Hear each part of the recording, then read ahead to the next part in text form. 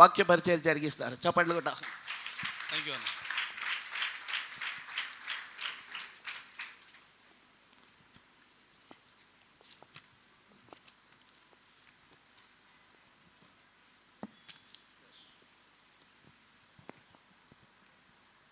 దేవునికి మహిమ కలుగును గాక. మ్యాన్. సో మనం ఎక్కడున్నామంటే ఇక్కడే చర్చ్ బిల్డింగ్లో ఉన్నామని చెప్పకుండా క్రొత్త ఆజ్ఞలో ఉన్నాం కదా. దేవుణ్ణి క్రీస్తులాగా మనం ప్రేమించడం కదా, దాని గురించి మనం ధ్యానం చేస్తున్నాం. సో పోయిన వారం అంతకుముందు నేను వచ్చినప్పుడు క్రీస్తులా ప్రేమించడం అంటే ఒక 4-5 విషయాలు చెప్పిన కదా. ఒకటేంటి, కాళ్ళు కడగడం కదా, చెప్పలే. అంటే తగ్గించుకొని సేవ చేయడం, ప్రాణం పెట్టడం, క్షమించడం, భరించడం, సత్యంతో ప్రేమించడం. ఈరోజు కూడా మరి ఒకవేళ క్రీస్తులా ప్రేమించకపోతే ప్రమాదాలు ఏంటి చూద్దాం. అర్థమవుతుందా? ఈరోజు ప్రభు బల్ల ప్రేమ గురించే మనం మాట్లాడాలి. ప్రభు బల్లలో మనం పార్టిసిపేట్ చేసే ముందు మిమ్మల్ని మీరు పరీక్షించుకోండి అన్నప్పుడు కొరింథీలో భేదాభిప్రాయాలు ఉండే అన్నమాట. బీద వాళ్ళను చిన్న చూపు చూస్తూ ఒకరికంటే ఒకరు ముందుగా వెళ్ళి తమ మట్టుకు తాము భోజనం చేసిండ్రు. ఒకడు మత్తుడైండు, ఇంకోడు ఆకలిగా ఉన్నాడు. అంటే వాళ్ళ మధ్యలో ప్రేమ లేకుండే.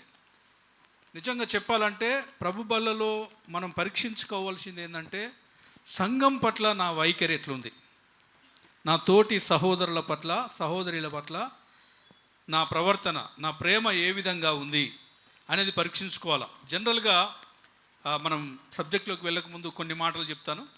జనరల్గా మిమ్మల్ని మీరు పరీక్షించుకోండి. ఎవడు అయోగ్యముగా రొట్టెలో బల్లలో పాల్గొనకూడదు అన్నప్పుడు అయోగ్యత అంటే మన వ్యక్తిగత పాపాల గురించి మనం ఆలోచిస్తూ ఉంటాం. దయచేసి ఆ కాంటెక్స్ట్లో వ్యక్తిగత పాపాలు కాదు, వ్యక్తిగతమైన పాపము నేను ఎప్పుడు పాపం చేస్తే అప్పుడే ఒప్పుకోవాలి కదా. ఇక్కడ ఒప్పుకోవాల్సింది ఏంది అంటే ప్రభు బల్లలో వచ్చినప్పుడు నేను స్థానిక సంఘంలో ఇతరులతో ఏ విధంగా సంబంధం ఉంది నాది, ఏ విధంగా ప్రేమ ఉన్నది, వారిని క్షమించానా క్షమించలేదా, ఇవి మనం పరీక్షించుకోవాల్సింది. కాబట్టి ప్రేమ గురించి మనం మాట్లాడుతున్నాం. కాంటెక్స్ట్ చాలా సరిపోయింది. మనం చూద్దాం. ఒకవేళ యేసులా ప్రేమించకపోతే మీకు క్రొత్త ఆజ్ఞ ఇచ్చుచున్నాను, నేను మిమ్మల్ని ప్రేమించినట్టే మీరు ఒకరినొకరు ప్రేమించాలి అన్నాడు కదా. యేసుక్రీస్తు ఏ విధంగా ప్రేమించాడో మనం అంతకుముందు వారం కూడా చూసినాం, మొన్న జరిగిపోయిన వారంలో అంతకుముందు కూడా చూసాం. మరి ప్రేమించకపోతే ప్రమాదం ఏంటో చూద్దాం ఈరోజు. తర్వాత ఇంకా మాట్లాడదాం, సమయం ఉంటే. సమయం ఉండదు అని నేను అనుకుంటున్నాను. సరే చూద్దాం. 1 యోహాను 4వ అధ్యాయము 7-8 వచనాలు. 1 యోహాను 4వ అధ్యాయము 7-8 వచనాలు. ప్రియులారా మనము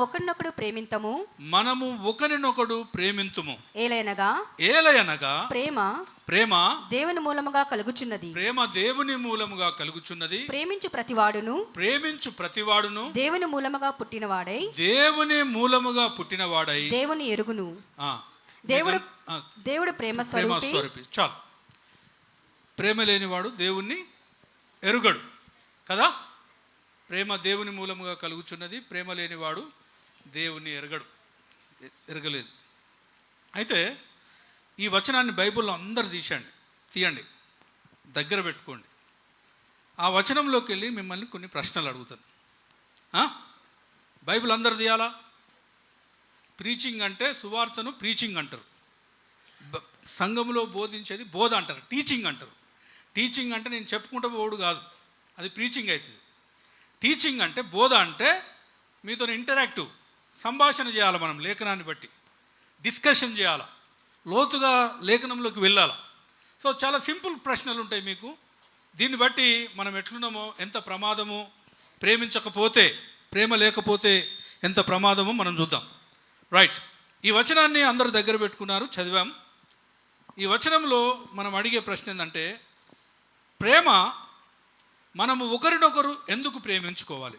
ఈ వచనాన్ని బట్టి చెప్పండి. మనం ఒకరినొకరు ఎందుకు ప్రేమించాలి?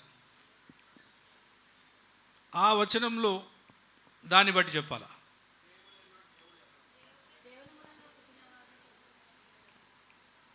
ప్రేమ దేవుని మూలముగా కలుగుచున్నది కాబట్టి. అర్థమవుతుందా? మనం ఒకరినొకరం ఎందుకు ప్రేమించాలంటే ప్రేమ అనేది దేవుని మూలముగా కలుగుచున్నది కాబట్టి. రైట్. రెండో ప్రశ్న, ఒకరినొకరు ప్రేమించుకున్నట వలన ఏం వ్యక్తమవుతుంది? మనం ఒకరినొకరు ప్రేమించుకున్నట వలన ఈ వచనంలోకి వెళ్ళి రెండు విషయాలు వ్యక్తమవుతాయి. అరే మీరు చెప్పుకుంటూ పోతే అయిపోతుంది, ఇదేదా ప్రశ్నలు అంటారా? ఏంది? మీరు డిగ్ చేయాలా, తవ్వాలా, లేఖనాన్ని అధ్యయనం చేయాలా? చెప్పండి. రెండు విషయాలు వ్యక్తమవుతాయి. దేవుని మూలముగా పుట్టినవాడు, దేవుణ్ణి ఎరిగినవాడు. దేవుని ప్రేమ కలిగి ఉంటే మనం ఒకరినొకరు ప్రేమించుకున్నట వలన ఏం వ్యక్తమవుతుందంటే మనము దేవుని మూలముగా పుట్టిన వారము, దేవుణ్ణి ఎరిగిన వారం, ఒకరినొకరు ప్రేమించుకోవడం వలన. ఇప్పుడు కొంచెం కఠినమైన ప్రశ్న, మనం ఒకరినొకరు ప్రేమించనట్లయితే దాని అర్థం ఏంటి? ప్రేమించనట్లయితే దేవుని మూలముగా పుట్టలేదు, దేవుణ్ణి ఎరగలేదు. సరే, మనం ఇన్ని లేఖనాలు ధ్యానం చేసినాం కదా, క్రీస్తు ఆజ్ఞించి క్రీస్తులా ప్రేమించమన్నాడు కదా, మనం ప్రేమిస్తున్నామా? ఒకవేళ ఈ విధంగా ప్రేమించకపోతే మనం దేవుని మూలముగా పుట్టలేదు, దేవుణ్ణి ఎరగలేదు. దేవుని మూలముగా పుట్టకుండా, దేవుణ్ణి ఎరగకుండా ఎవరైనా రక్షింపబడతారా? చెప్పండి. మరి ఈ లోతైన ప్రేమ మనకుందా? ఉందంటారా? మీరే ఒకసారి ఆలోచించండి. అంటే మనకు ప్రేమ లేకపోతే ఎంత ప్రమాదమో గుర్తు చేసుకోండి. అర్థమవుతుందా? నువ్వు ప్రేమించకపోతే నీ స్థానిక సంఘములో ఉన్న సహోదరులను సహోదరులను నువ్వు ప్రేమించనట్లయితే మనము దేవుని మూలముగా పుట్టలేదు, దేవుణ్ణి ఎరగలేదు అంట. దేవుణ్ణి ఎరగని వారికి ఎవరికైనా రక్షణ ఉందా? యేసుక్రీస్తును ఎరుగుటయే నిత్య జీవం కదా. నేను దేవుణ్ణి ఎరగను లేదు అంటున్నాడు అక్కడ. ప్రేమ లేకపోతే దేవుణ్ణి ఎరగలేదు అంటే దేవుడు మనకు తెలియకుండా మనం రక్షింపబడ్డామంటారా? ఈ దినాల్లో సంఘము చాలా చాలా ప్రమాదంలో ఉందండి.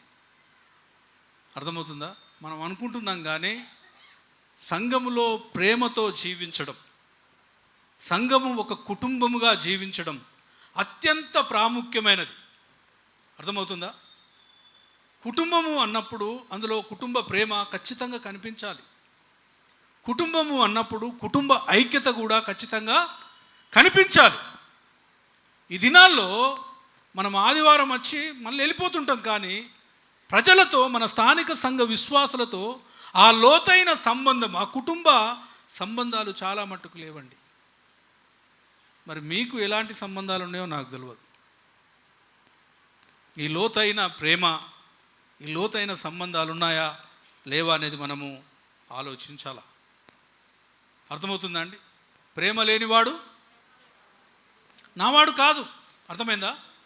చూడండి, అదే 1 యోహాను 3వ అధ్యాయము, 1 యోహాను 3వ అధ్యాయము 13వ వచనం, 14వ వచనం.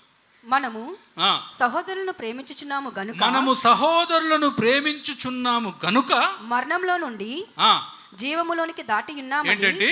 మరణంలో నుండి. ఎందుకు గనుక? ఎందుకన్నాడు? ప్రేమించుచున్నాము గనుక నువ్వు మరణంలో నుండి జీవములోనికి దాటి ఉన్నావంట.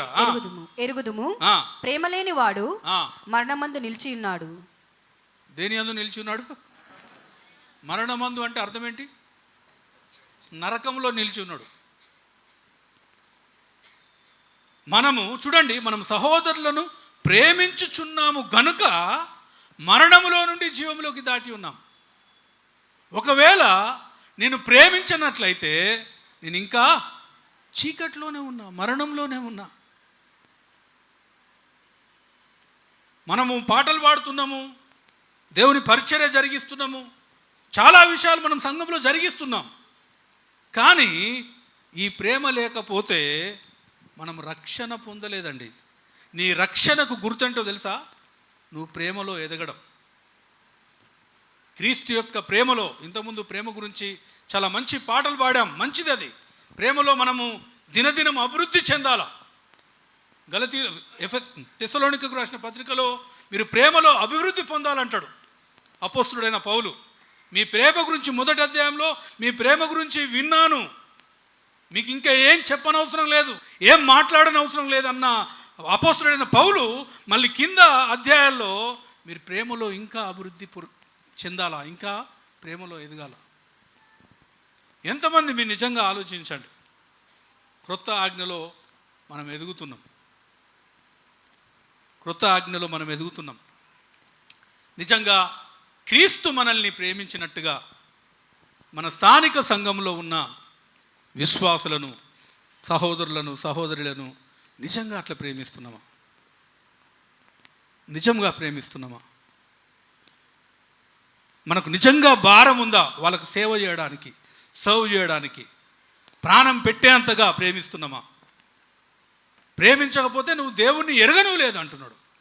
యేసుక్రీస్తు ఎవరో నీకు అర్థం కాలేదు, దాని అర్థం యేసు ఏమై ఉన్నాడో నీకు తెలియదు, కేవలం ఎక్నాలెడ్జ్ మాత్రమే ఉంది. అర్థమవుతుందా? యేసుక్రీస్తు లోకంలో ఉన్నవారు చాలామంది కూడా యేసు ప్రభు అంటే మాకు భక్తి అండి అంటారు, వాళ్ళకు కూడా తెలుసు. వాళ్లకు నీకు తేడా ఏంటంటే ప్రభు దయాళుడని నువ్వు రుచి చూచి ఉన్నావు. రుచి చూచి ఉంటే అంటే అనుభవపూర్వకమైన జ్ఞానము, ఆయనను తెలుసుకోవడము, ఆయనను చూడడము, ఆయన గురించి ఆలోచించడము. ఆ ప్రేమలో ఎంతగా నన్ను ప్రేమించాడు, నేను ఎలాంటి భయంకరమైన స్థితిలో పాపములో సచ్చి ఉంటే ప్రభువు నన్ను ఏ విధంగా ప్రేమించాడు అని ఆలోచించడం, ఆయనను తెలుసుకోవడం. ఆయన ప్రభువు మనల్ని అంతగా ప్రేమిస్తే మనము మన తోటి సహోదరులను ప్రేమించకూడదా? ప్రేమించాలనా లేదా? తప్పకుండా ప్రేమించాలా. మీరు దాని ప్రేమ మీద ఫోకస్ లేకపోతే, మనం 13వ అధ్యాయంలో చూసినాం కదా, 1 కొరింథీ 13వ అధ్యాయంలో ఏం చూసినాం? దేవదూతల భాషలతో మాట్లాడినను, మనుషుల భాషలతో మాట్లాడినను, కొండలను పెకిలించు విశ్వాసం గలవాడనను, ప్రేమ లేకపోతే అది నీకు కృపావరములున్నా, నువ్వు ఎన్ని వరాలు, ఎన్ని సేవలు చేసినా, కాల్చుటకు నీ శరీరాన్ని అప్పగించిన, బీదల కొరకు నీ ఆస్తి అంతా కూడా దానం చేసిన, ప్రేమ లేకపోతే వ్యర్థుడే అని బైబిల్ చెప్తుంది. అర్థమవుతుందమ్మా?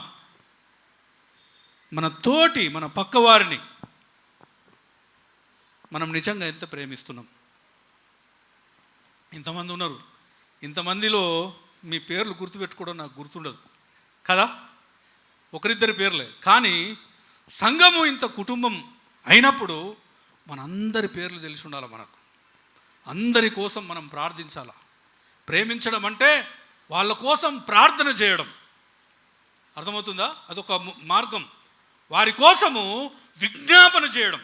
మనకు పేర్లే తెలియదు, వాళ్ళ పరిస్థితులు ఏందో తెలియదు, వాళ్ళ కష్టాలు తెలియదు, వాళ్ళ బాధలు తెలియదు. తెలుసామా? ఎందుకు అంటే సంబంధాలు లేవు మనకు, నో రిలేషన్షిప్.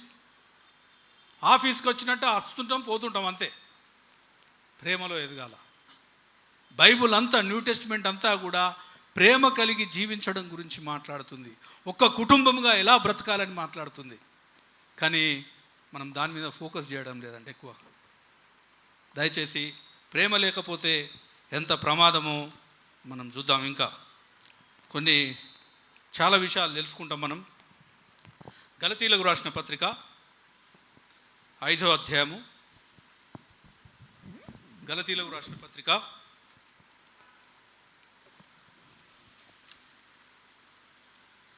5వ అధ్యాయము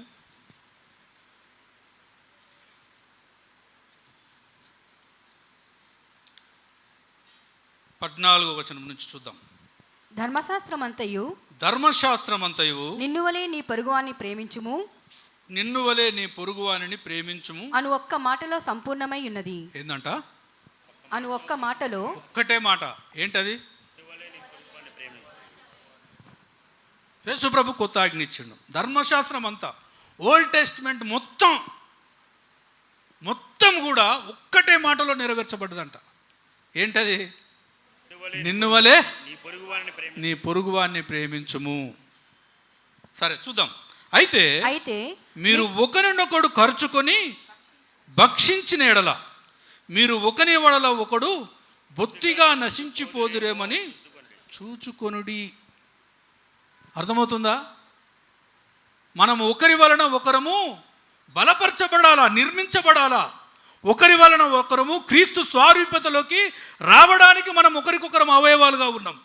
కానీ ఇక్కడ ఏమంటున్నాడంటే, అయితే మీరు ఒకరినొకడు ఖర్చుకొని భక్షించిన ఎడల మీరు ఒకని వల్ల ఒకడు బొత్తిగా నశించిపోదురేమో చూసుకోండి. ప్రేమించకపోతే, ఇంకో మాటలో చెప్పాలంటే, నశించిపోతాం. అర్థమవుతుందా? ప్రేమించకపోతే భక్షించుకుంటాం, ఖర్చుకుంటాం. న్యూట్రల్ ఉండదు, న్యూట్రల్ ప్లేస్ ఉండదు. ప్రేమిస్తే ప్రేమిస్తాము, ప్రేమించకపోతే ద్వేషిస్తాం. నాకు కోపం లేదు, నాకు ప్రేమ లేదని, కొన్నిసార్లు నాకు అలాంటిది ఏం లేదని డైలాగులు కొడతాం. కానీ న్యూట్రల్ ప్లేస్ అనేది లేదు మనకు. ప్రేమించడానికి పిలువబడ్డాం. ఈ ధర్మశాస్త్రం అంతా కూడా ఒకే ఒక మాటలో నెరవేర్చబడ్డది, నిన్ను వలె నీ పొరుగువాన్ని ప్రేమించుము అని. చూడండి, ఇక్కడ అపోస్తుడైన పౌలు గలతీలకు రాస్తూ, అక్కడ చాలా సమస్యలు ఉన్నాయి, డాక్టర్నల్ ఇష్యూస్ ఉన్నాయి. వాటన్నిటిని కూడా మాట్లాడుతూ, మీరు ఒకవేళ ప్రేమ లేకపోతే, ధర్మశాస్త్రం ఈ విధంగా చెప్తుంది. వాళ్ళంతా యూదులైన క్రైస్తవులు అన్నమాట. వాళ్ళకు ధర్మశాస్త్రాన్ని ఎత్తి చూపుతూ చెప్తున్నాడు, ధర్మశాస్త్రం ఇదంతా చెప్తుంది, ఒకటే మాట, ప్రేమ కలిగి ఉండండి. అది నెరవేర్చబడ్డది. అది నెరవేర్స్తే ధర్మశాస్త్రం అంతా కూడా నువ్వు నెరవేర్చిన వాడవే. అది లేకపోతే లేదు అని చెప్పి ఏమంటున్నాడు? ఒకనికొకడు ఖర్చుకొని. ఈ మాట ఖర్చుకొని అనే మాట గ్రీక్ వర్డ్ ఏమంటారంటే డెక్నెటే అంటే ఖర్చు, కొరుకు అట, కొరకడం. అర్థమైందా? అది రెండు కలిపి ఏమంటారంటే కెటాస్టేటి అని ఒక గ్రీక్ వర్డ్, నాకు సరిగా అనరాదు కానీ రాసుకున్నా. అంటే మింగివేయడం అంట. మింగివేయడం, భక్షించడం అంటే మింగడం, అంటే బొత్తిగా వాణ్ణి నశింపచేయడం. వాని పేరు ఊరు లేకుండా ఎక్కడ సంఘంలో. ఇవి జనరల్గా గ్రీక్లో ఎవరికి ఉపయోగిస్తారంటే అడవి మృగాలకు ఉపయోగించే పదాలంటివి. అది సంఘంలో ఉపయోగిస్తున్నాడు ఆ మాట. అడవి మృగాలు, అడవి కుక్కలు, తోడేళ్ళు ఉంటాయి కదా, మిమ్మల్ని అంటలేను, ఆడు ఉపయోగించి చెప్తున్నా. మీరు మళ్ళీ బయటికి పోయిన తర్వాత జార్జానా చెప్పి నన్ను కొట్టిపిద్దరేమో. ఏమంటలేను, మిమ్మల్ని కాదు, ఆ పదాలని చెప్తున్నా, పదాల అర్థం చెప్తున్నా. అర్థమవుతుందా? చూడండి, ఏమంటాడంటే అడవి మృగాలు అంటే అడవి కుక్కలు, తోడేళ్ళంట, వాటికవే కొట్లాడుకొని చచ్చిపోతాయంట. సంఘములో మీరు అంటే మీరు కాదు, అక్కడ గలతీలు అలా కొట్లాడుకొని మిమ్మల్ని మీరు దేవుడి నుంచి దూరం అయిపోతారు, నశించిపోతారేమో, జాగ్రత్తగా చూసుకోండి అంటున్నాడు. ప్రేమ లేకపోతే మీరు ఒకరినొకరు భక్షించి కొరుక్కొని చంపుకుంటారేమో. అంటే కొరకడం అంటే ఏంటి, భక్షించడం అంటే ఏంటో కూడా చెప్తా నేను. అర్థమవుతుందా? అలా నశించిపోతామేమో. అడవి జంతువుల్లాగా సంఘములో ఉన్న మీరు ఒకరినొకరు అంటే అవే తోడేళ్ళే కొట్లాడుకొని గుంపులుగా కరచుకొని చచ్చిపోతాయంట. ఆ విధంగా ఆ దినాల్లో ఒకరి ద్వారా ఒకరు పొడుచుకొని, అంటే మీన్స్ చూటిపోటి మాటలతో బలహీనపరుస్తూ నశించిపోయే అవకాశం ఉంది అని చెప్తున్నాడు. ఒకవేళ క్రీస్తు ప్రేమలో మనం ఎదగకపోతే, క్రీస్తు ప్రేమపై మన ఫోకస్ లేకపోతే ఈ విధంగా మారే అవకాశం ఉంది అని ఇక్కడ మనం అర్థం చేసుకోవాలా. అర్థమవుతుందా? ఈ విధంగా మనము జారిపోయే అవకాశం ఉంటుందమ్మా ప్రేమ లేకపోతే. చూద్దాం. రైట్. కొరకడము, భక్షించడము గురించి ఒక 4 పాయింట్లు రాసుకున్నాను నేను. ఎలా మనం చేస్తామంటే,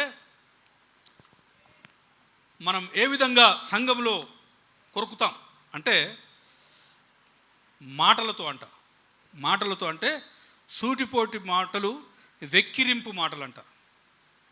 సూటిపోటు మాటలు మాట్లాడి వెక్కిరింపు మాటలు మాట్లాడతామంట. గాసిప్ చేస్తుంటాం, ఇతరుల గురించి మాట్లాడుతుంటాం. అది కొరకడంతో పెట్టాడు. కొరకడం అంటే సురేష్ అన్న లేడు అంటే వీళ్ళ పేర్లు తెలుసు కాబట్టి అనేది ఉపయోగిస్తా. అన్న గురించి నేను గాసిప్ చేయడం, అన్న గురించి ఆయన గురించి తెలియకపోయినా ఆయన గురించి ఏదో మాట్లాడడం, సూటిపోటి మాటలు మాట్లాడడం ఇతరుల గురించి. అసలు నీకు తెలిసినా మాట్లాడద్దు. అసలు ఫస్ట్ పాయింట్, తెలియకపోయినా మాట్లాడము అతన్ని నశింప చేయడం అన్నమాట కొరకడం. భక్షించడం ఎట్లుంటుందంటే పరువు తీయడం అంట. పరువు తీయడం, సంఘంలో ఉన్న ఇతరులది పరువు తీయడం అంటే బహిరంగంగా అవమానించడం, బురద చల్లడం. అర్థమవుతుందా? భక్షించడం అంటే బహిరంగంగా అందరి ఎదుట వారిని అవమానించి లేని బురద చల్లడం అన్నమాట. ఇవి సంఘాల్లో బాగా జరుగుతుంటాయండి. ఈ విధంగా మనం ప్రవర్తిస్తుంటాం. ఎవరి గురించైనా మనం మాట్లాడితే, ఎవరి గురించైనా తెలియకుండా నువ్వు వారి గురించి మాట్లాడినట్లయితే నువ్వు వాళ్ళని ఏం చేస్తున్నావు తెలుసా? నశింప చేస్తున్నావు. నువ్వు నశించిపోవడం కాదు, వాళ్ళను కూడా మనం నశింపజేస్తున్నాం. ఆ మాటలు విన్నప్పుడు, అరే నేను ఇలా మాట్లాడలేదే, ఈ విధంగా నేను ప్రవర్తించలేదే, ఎందుకు నా గురించి ఈ విధంగా మాట్లాడుతున్నారు అన్నప్పుడు వాళ్ళకి గాయమవుతుంది, వాళ్ళు బాధపడతారు. ప్రేమించకపోతే ఈ విధంగా ఎవరి గురించన్నా మనం మాట్లాడినట్లయితే మనము నశించిపోవడం కాదు, వాళ్ళు కూడా నశించిపోవడానికి మనము సహాయం చేస్తున్నాం అన్నమాట. కొరకడం ఇంకోటి, రెండోది. కొరకడం అంటే ప్రతి చిన్న విషయానికి గొడవ. ప్రతి చిన్న విషయం ఏదైనా కానీ, అది ఇంట్లో కావచ్చు, లేకపోతే సంఘంలో కావచ్చు, ఆఫీస్లో కావచ్చు, చర్రమని లేస్తాం. ప్రతి చిన్న విషయానికి కూడా గొడవ పడుతుంటామండి. అర్థమైందా? నువ్వు ఇంట్లో గొడవ పడడానికి లేదు, సంఘంలో గొడవ పడడానికి లేదు, నువ్వు ఎక్కడ గొడవ పడడానికి లేదు. నువ్వెవరు తెలుసా? యేసుక్రీస్తు ప్రేమకు ప్రతిరూపానివి. ఆమేన్. యేసుక్రీస్తు యొక్క ప్రేమకు ప్రతిరూపాలము, ప్రతిబింబాలం మనం. దానికి బదులుగా క్రీస్తును ప్రదర్శించకుండా, క్రీస్తు ప్రేమను చూపించకుండా మనం ఇతరుల గురించి సంఘములో ఇవి మాట్లాడుతూ ఒకరినొకరు కొరుక్కొని భక్షిస్తున్నాం. అర్థమవుతుందామా? దయచేసి ఈ విధంగా జీవించడానికి వీల్లేదు. ఒకవేళ ఈ విధంగా నీ మాటలు, ప్రవర్తనలు ఆ విధంగా ఉన్నట్లయితే దయచేసి మార్చుకుందాం. మార్చుకుందాం. లేకపోతే నువ్వు ఇంకా రక్షణ పొందలేదు, యేసుక్రీస్తును నువ్వు ఎరగను లేదు అంటున్నాడు. చూద్దాం, ఇంకో మాట చూద్దాం. కొరకడం అంటే అసూయ, కక్ష అంట. సరే, భక్షించడం చెప్పలే, ఈ చిన్న విషయాలు కదంటే అది కొరకడం. భక్షించడం అంటే సంఘములో గుంపులుగా విడిపోవడం. కొరింథీ సంఘంలో నేను పౌలు వాడను, నేను అపోల్లో వాడను, నేను కేఫా వాడను అని గుంపులుగా తయారైపోయాను. సంఘాల్లో కూడా గుంపులు ఉంటాయంట. మన దగ్గర ఉన్నాయో లేవో నాకు తెలియదు. గుంపులు ఉన్నాయా? గ్రూప్స్ ఉంటాయి. చదువుకున్న వాళ్ళంతా ఒక దిక్కు కదా, యూత్ అంతా ఒక దిక్కు, పాటలు పాటలు ఒక దిక్కు. మీరు ఏది పరిచయం చేయండి, కానీ గుంపులు చేయద్దు. ఇది ఫ్యామిలీ, ఇది కుటుంబం. అర్థమైందా? గుంపులుగా మనం విడిపోవద్దు. ఈ శరీరంలో రెండు అవయవాలు, ఈ కాలు చేయి తీసి పక్కకు పెడదామా? పెడితే బాగుంటుందా? బాగుంటుందా అమ్మా? చెయ్యి వేరుగా ఉంటుందా శరీరానికి? కాలు వేరుగా ఉంటుందా? మరి సంఘములో ఈ గ్రూపిజాలు, గుంపులు మనం చేయొద్దు. అర్థమైందా? అందరినీ కలుపుకునే విధంగా మాట్లాడాలి. అన్న తమ్ముడు రావట్లేదు, పోయి పిలుచుకొద్దాం, ఎంకరేజ్ చేయాలి మనం. అర్థమైందా? కొంతమంది ఆసక్తితో ముందుకు వచ్చినా కూడా మనం మెల్లగా కట్ చేస్తూ ఉంటాం. వాడు అత్తే పెద్ద లొల్లిరా బాయ్. మరి ఎవరు భరిస్తారా ఆయనను? నీ కుటుంబంలో, నీ స్థానిక సంఘంలో ఉన్న నీ అవయవము ఇంకో అవయవాన్ని భరించదా? భరిస్తుందా? భరించదా? భరిస్తుందామా? మరి ఎవరు భరించాలి నిన్ను? వేరేటోళ్ళు ఎవరైనా భరిస్తారా? తమ్ముడిని, ఈ చెల్లిని వేరేటోళ్ళు భరిస్తారా? మీరే ఒకరినొకరు భరించాలి. గ్రూపిజాలు చేయొద్దు. అది భక్షించడం, అది భయంకరమైన పాపం అండి. భయంకరమైన పాపం. సంఘాన్ని విడదీయడం. అర్థమైందా? అననీయ సఫీరా ఎందుకు చచ్చిపోయినా తెలుసా? అపోస్తల కార్యం 5వ అధ్యాయంలో చనిపోయినా లేదా? పరిశుద్ధాత్మ దేవుడు మొత్తాడా? ఎందుకు మొత్తాడు అసలు? వాళ్ళు భూమిని అమ్ముకున్నారు కదా, వాళ్ళ భూమేనా? వాళ్ళ భూమిని అమ్ముకొని వాళ్ళకి ఇష్టమైనంత ఇచ్చిండ్రు. గింతే అని చెప్పి ఇచ్చిండ్రు కదా. కానీ అది తప్పు. అబద్ధం ఆడిండ్రు. అబద్ధం ఆడితేనే చచ్చిపోవాలనా? అంతకుముందు అధ్యాయంలో ఏం చూస్తామంటే, వాళ్ళ చిరచిర ఆస్తులను తీసుకొచ్చి అపోస్తలుల పాదముల దగ్గర పెట్టారు. వారిలో ఎవరికి కూడా ఏ కొదువ, వారు వారి అక్కర కొలది వారు పంచిచ్చారు. వారిలో ఎవరికి కూడా ఏ కొదువ లేకున్నది. ఈ అననీయ సఫీరా కూడా అరే అందరు ఇస్తాను, మేము కూడా ఇవ్వాలని వచ్చి అబద్ధం ఆడారు. మొట్టమొదటి అబద్ధం న్యూ టెస్ట్మెంట్లో దేవుడు చంపేశాడు. అంటే సంఘములో వేరే ఒక దాన్ని వాళ్ళు ఆరంభించారు, అబద్ధాలు ఆడడం. అర్థమైందా? పరిశుద్ధాత్ముడు ఊకోలే. ఆ యూనిటీని, ఆ కుటుంబ వాతావరణాన్ని దెబ్బతీసిండ్రన్నమాట.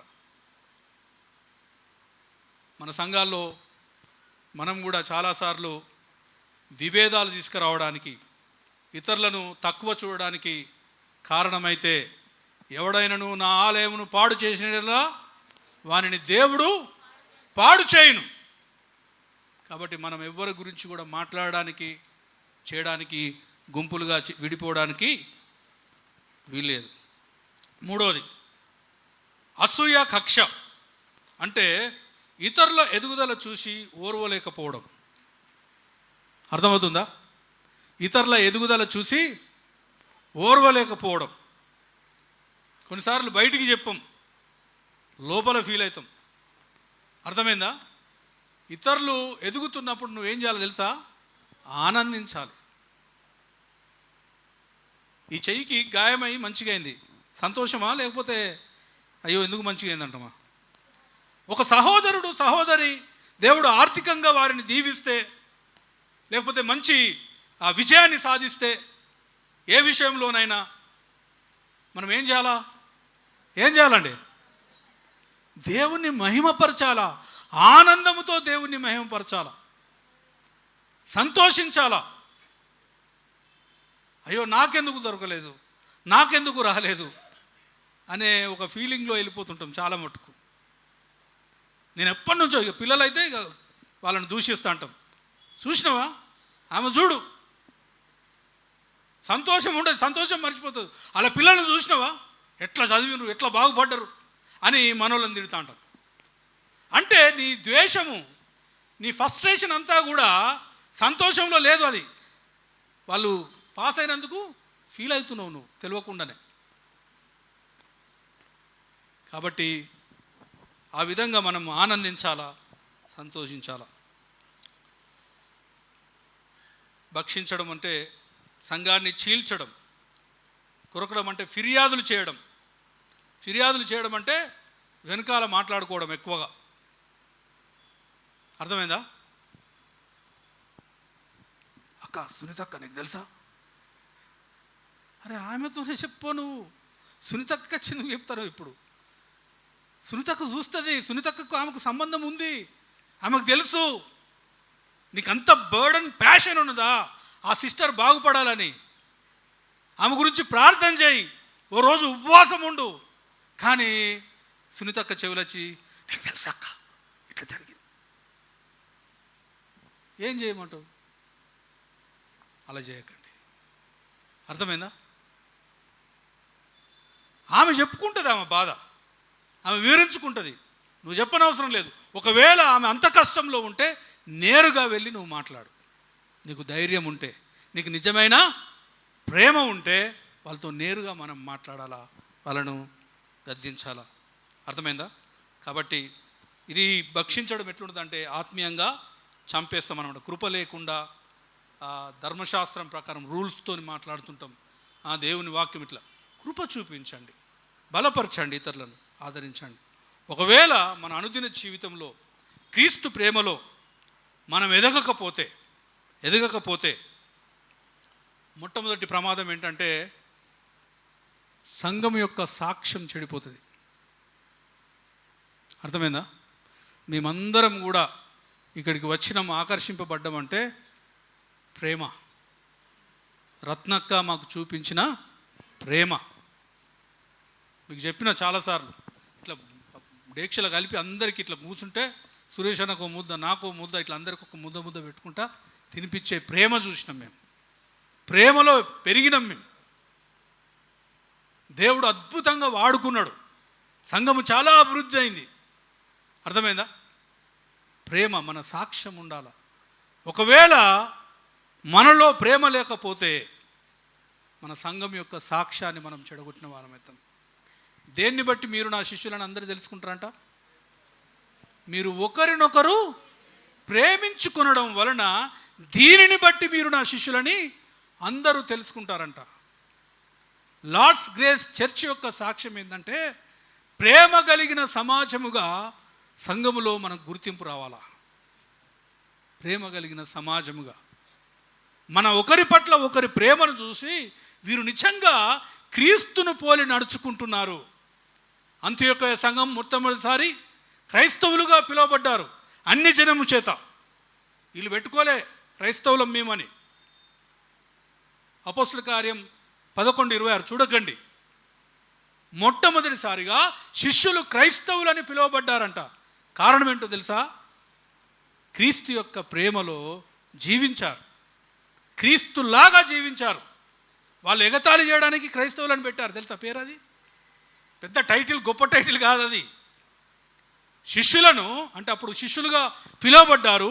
వారు క్రైస్తవులుగా ఎలా పిలువబడ్డారంటే వారు క్రీస్తులాగా బ్రతుకుతుంటే వచ్చిండా యేసుక్రీస్తు అన్నట్టుగా అన్నారు.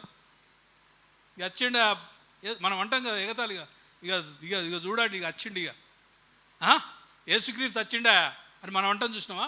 అట్లా మొట్టమొదటిసారి క్రైస్తవులుగా పిలువబడ్డారు. కారణం వాళ్ళు క్రీస్తుకు ప్రతిబింబాలుగా బ్రతికారు, సువార్త ప్రకటించారు, ప్రేమ చూపించారు, వారి ఆస్తులు అమ్మి బీదవారికి సహాయం చేశారు. ప్రేమలో ఉన్నారు సంఘమంతా. కాబట్టి క్రైస్తవులుగా పిలువబడ్డారు. అర్థమవుతుందా? మరి మనం ఎట్లా పిలువబడాలా? యేసు మీరు నా శిష్యులని అందరూ ఎట్లా తెలుసుకుంటారు? ప్రేమనే. ప్రేమ లేకపోతే మన సంఘము యొక్క సాక్ష్యాన్ని కోల్పోయే అవకాశం ఉంది. అది ఎవరి చేతిలో ఉంది? ఎవరి చేతిలో ఉంది? మన కాదు, నా చేతిలో. నేను ప్రేమగల వ్యక్తిగా బ్రతకాలి. నా సంఘము యొక్క సాక్ష్యము నేను కాపాడాలి. ఒకవేళ ప్రేమ లేకుండా కొట్లాటలు, గజిబిజి, ఈ అసూయ మాటలు వీటితో బ్రతుకుతే మనం సాక్ష్యాన్ని కోల్పోయే అవకాశం ఉంటుంది. క్రీస్తు కూడా మెచ్చడండి. అర్థమైందా? మనం రక్షణ పొందలేదు. నువ్వు యేసుప్రభు అంటే నీకు తెలియదు, ఉట్టి హెడ్ నాలెడ్జ్ ఉన్నది అంతే. అర్థమైందా? ఖచ్చితంగా. ఇంకో ప్రమాదం ఏంటంటే ప్రేమ లేకపోతే సంఘం విడిపోతుంది. నేను ఇంతకుముందు చెప్పిన కదా, గ్రూప్ ఇజాలు అవుతాయి, సంఘము విడిపోయే అవకాశం ఉంటుంది. దానికి కారణం ఎవరు? ఎవరు కారణం? మేము కాదు, నేనే. ఎవరు కారణమమ్మా? నేను ప్రేమిస్తున్నానా? నేను కారణమయ్యానా? నా ప్రవర్తన కారణమైందా? నా మాటలు కారణమయ్యాయా అని ప్రతిసారి మనల్ని మనం పరీక్షించుకోవాలా. సంఘంలో ఏమైనా విభేదాలు వస్తే విభేదాలు వస్తే నేను కారణమా, నా ప్రేమ ఏ విధంగా ఉంది, నేను తగ్గించుకున్నానా లేదా అని మనం ఆలోచించాలా. మూడోది ప్రమాదం ఏంటంటే ప్రేమ లేకపోతే ఆత్మీయ ఎదుగుదల ఆగిపోతుంది. ఉట్టిదే బాలసుబ్రహ్మణ్యం పాడినట్టే నువ్వు పాడుతావు అంతే పాటలు. మీరు అందరూ సుబ్రహ్మణ్యాలే. అర్థమైందా? ఆయన ఆత్మీయుడా, కానీ అద్భుతమైన రాగం, అద్భుతమైన స్తుతి పాటలు వాడాడు. ఇప్పుడు చాలామంది వాడుతున్నారు. స్టేజీల మీద రంగురంగుల లైట్లు వేసుకుంటా బుస్ అని పొగదీసి, ఒక్కని పేరు తెలియదు. సంఘాలు ఉన్నాయా లేవా? రైతున్నాయి కదా, మీరు కూడా పోయారు. అదంతా రంగుల లోకం. అది సినిమా థియేటర్లు. అర్థమైందా? లోకమునకు సంఘం వేరుగా ఉండాలంటే సంఘంలో నుంచి లోకాన్ని చూపిస్తున్నారు మనల్లో. డిస్కో లైట్లు, పొగ, వెనుక నుంచి పొగ రాకపోతే పాట రాదు కావచ్చు. మరి అరే దేవుని ముఖదర్శనం కావాలా మనకు, క్రీస్తును చూడాలా, లేఖనాల్లో ఆయనను తెలుసుకుంటూ ఆయనను ఆరాధించాల్సింది పోయి ప్రజలను ఆకర్షించడానికి ఈ దినాలు ఇట్లా అయిపోయినాయి సంఘాలు. ఆ విధంగా అయిపోయింది. కాబట్టి దయచేసి ప్రేమ కలిగిన సమాజం, ఆత్మీయ ఎదుగుదల ఆగిపోతుందండి. ప్రేమ లేకపోతే మనం మరణమందే నిలిచి ఉన్నాం. తన సహోదరుని ద్వేషించువాడు నరహంతకుడంట. ఏ నరహంతకుని యందు నిత్య జీవం ఉండదు. అర్థమైందా? చంపడం కాదు నరహత్య అంటే, ద్వేషించడమే. అర్థమవుతుందమ్మా? ఎవరినైనా మీ సహోదరిలో ద్వేషిస్తే నువ్వు నరహంతకురాలివి. నరహంతులకు నిత్య జీవం ఉంటుందా? మొదటి యోహన్ల మాట నేను చూపిస్తాను మళ్ళీ. ఉంటుందా అండి? ద్వేషిస్తున్నామా? అందరిని ప్రేమిస్తున్నామా? ప్రేమిస్తున్నామా? ద్వేషిస్తామా? అరుస్తున్నామా? కరుస్తున్నాముగా? ఫోన్ మాట్లాడుతున్నాం. ఏంటి చెప్పండి? ఆత్మీయ మీరు ఉట్టి ఆర్టిఫిషియలే. ఇక్కడ ప్రేమ లేకపోతే మనం చేసే గిమ్మిక్కులు పాటలు భక్తులు అన్నీ కూడా దేవుని ఎదుట జీరో. మేమనుకుంటావు మనం జార్జ్ అన్నను మోసం చేయొచ్చు, సునీత అక్కను మోసం చేయొచ్చు, సురేష్ అన్నను కూడా మోసం చేయొచ్చు. నువ్వు ప్రేమ లేకపోతే నువ్వు నిజమైన భక్తునివి కాదు, నిజమైన ఆత్మీయ జీవితం కాదండి. ఆత్మఫలములు ఎన్ని? 9. ఒకటే, మర్చిపోయినారు కదా? ఒకటే ప్రేమ. ఆత్మఫలము ఒక్కటే. ఒక అన్న ఉండే మా దగ్గరనే ఉండే, నాకు 9 వరములు ఇచ్చిండ్రా అంటాడు. అరే 9 వరములు ఏందన్నా? అరే ముక్కు నువ్వే, చెవులు నువ్వే, కళ్ళు నువ్వేనా? శరీరంలో వేరు అవయవాలు కదా. నాకు 9 వరాలు ఇచ్చాడు దేవుడు అన్నాడు. అంటే ఏంటంటే ఆత్మఫలం. అది ఒకటే అన్న, వరాలు కాదు అవి. క్యారెక్టర్, గుణాలు, అందులో ప్రేమ. అర్థమైందా? ఆత్మ అనుగ్రహించు ప్రేమ అది. ఆ ప్రేమ నీకుంటే దీర్ఘశాంతం ఉంటుంది, దయాళుత్వం ఉంటుంది, మంచితనం ఉంటుంది, ఆశానిగ్రహం ఉంటుంది, ఇవన్నీ ఉంటాయి నీకు. కాబట్టి నువ్వు ఆ ప్రేమ లేకపోతే నువ్వు ఆత్మీయంగా ఎదిగినట్ట? చెప్పండి అన్న. బాగా పాటలు పాడినావు, బాగా ఇదంతా క్లీన్ చేసినావు, ప్రేమ లేకపోతే నువ్వు ఆత్మీయంగా ఎదుగుతలేవు. నీ ఆత్మీయ ఎదుగుదల నీ ప్రేమ పైన ఆధారపడి ఉన్నది.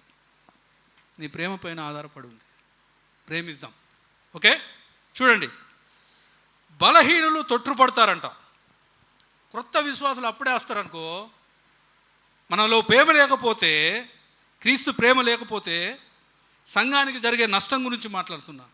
బలహీనులు వీళ్ళ దగ్గర పోతే నేనేదో బాధతో, ఏదో కష్టాలతో, నాకో ఏదో ఆదరణ దొరుకుతుంది, నాకేదో ప్రోత్సాహం దొరుకుతుందని నేను ఇక్కడికి వస్తే వీళ్ళే కొట్లాడుకుంటానుగా, నన్ను పట్టించుకుంటలేరు అని వాడు బలహీనపడే అవకాశం ఉంది. దానికి కారణం ఎవరు? మనం కాదు, నేనే అనాల. మీరు మనం మర్చిపోండి. ఎప్పుడైనా నాకే ఇది, వాళ్ళకైతే బాగుండు అని ఇట్లా తప్పించుకోవద్దు. బాల్ ఇట్లా పోదు, నీకు తలగాలి. అది వాక్యము నీకే, నీ దగ్గరికే వస్తుంది. నేను నీతోనే మాట్లాడుతున్నా, అర్థమవుతుందా? ప్రతి ఒక్కరూ నాతో నేను మాట్లాడుకుంటున్నా. నేనేమో పరిపూర్ణని ఇక్కడ చెప్పట్లే. కానీ మనం రికెన్సైల్ కావాలి, ఎదగాలి, మనం తిరిగి బౌన్స్ కావాలి. మళ్ళీ మనం యు ఆర్ నాట్ పర్ఫెక్ట్, మనం పర్ఫెక్ట్ ఏం కాదు, అర్థమైందా? బౌన్స్ కావాలి మళ్ళీ మనం. కాబట్టి దయచేసి మీరు ఈ ప్రేమ విషయంలో ఆలోచించండి. ఇక్కడ విషయం ఏందో తెలుసా? ఒకరినొకరు ఖర్చుకోవడం. మీరు కూడా ఏంటంటే ఒకరినొకరు ప్రేమించడం, అర్థమవుతుందా?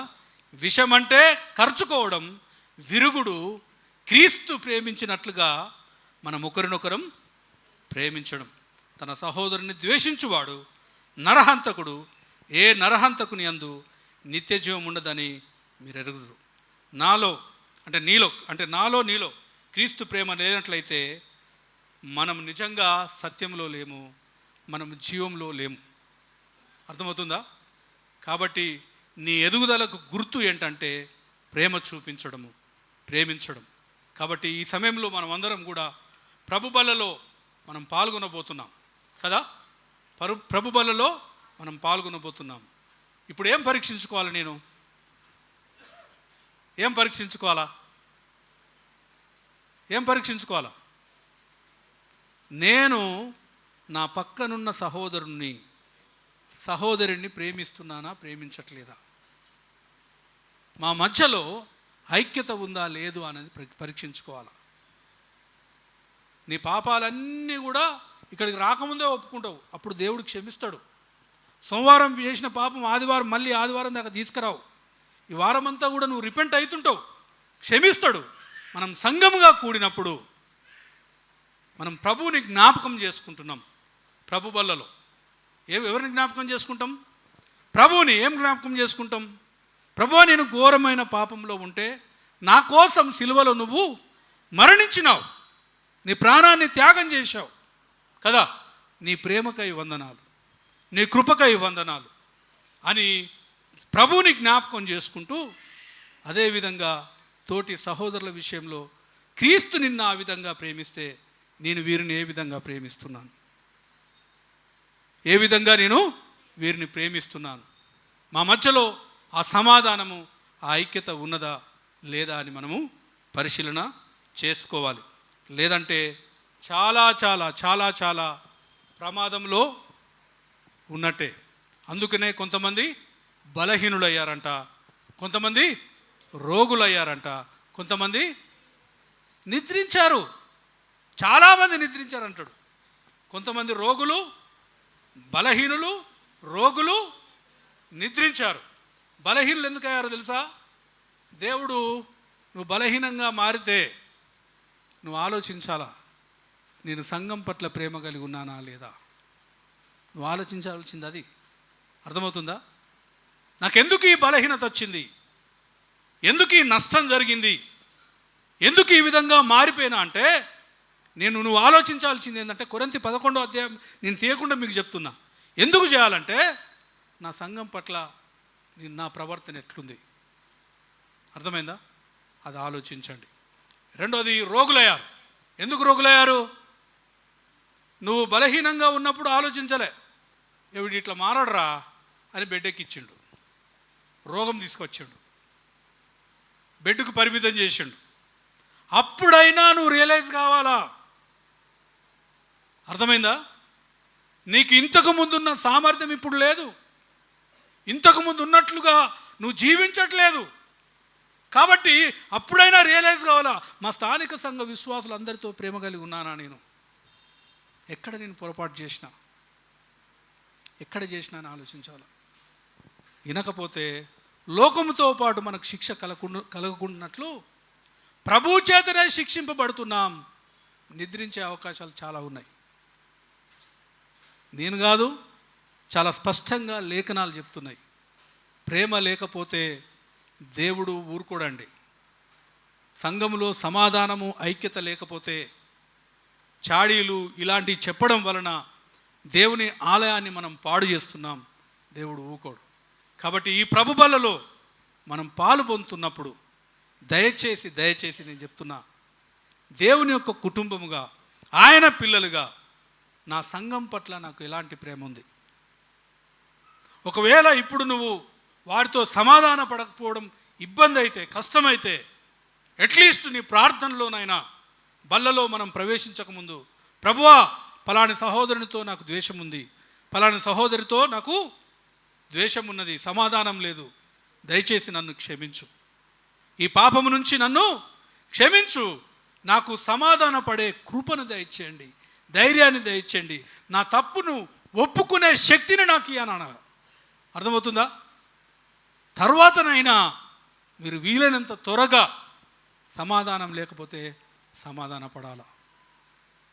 ద్వేషించడానికి, కరుచుకోవడానికి ఇది అడవి కాదు, మనం అడవి జంతువులం కాదు.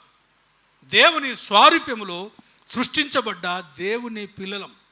దేవుడు మనల్ని యథార్థవంతులుగా తన ప్రేమలో మనల్ని సృష్టించాడు.